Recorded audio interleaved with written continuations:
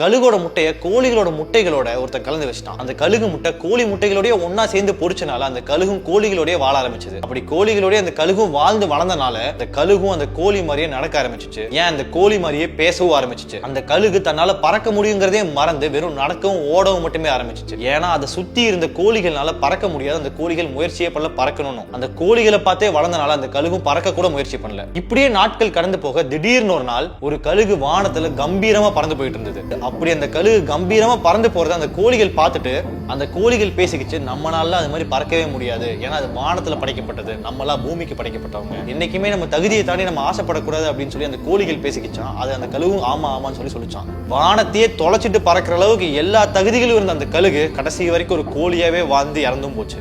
அந்த கழுகு மட்டுமா கோழிகளோட ஒன்னா சேர்ந்து வாழ்ந்துட்டு இருக்கு? நம்மள எத்தனை பேர் கழுகு மாதிரி எல்லா தகுதிகளும் நம்ம கோழிகளோட சுத்திக்கிட்டு இருக்கோம். வானத்தையும் தாண்டி பறக்கிற அளவுக்கு ஒவ்வொருத்தனுக்குள்ளேயும் ஒரு திறமை இருக்கு. ஆனாலும் நம்ம சுத்தி இருக்கவங்க கோழிகளா இருக்கனால நம்ம கழுகு அப்படிங்கிறதே மறந்துடுறோம். நண்பன் யார் என்று சொல், நீ யார் என்று சொல்கிறேன்னு சும்மாவா சொன்னாங்க. அதனால இந்த வீடியோவை உங்க ஃப்ரெண்டுக்கு ஷேர் பண்ணி விட்டுட்டு என்னைக்குமே நல்ல நண்பர்களோட மட்டுமே பழகுங்க. இதே மாதிரி இன்னும் நிறைய யூஸ்ஃபுல்லான வீடியோஸ் பார்க்கறதுக்கு மறக்காம ஃபாலோ பண்ணிருங்க.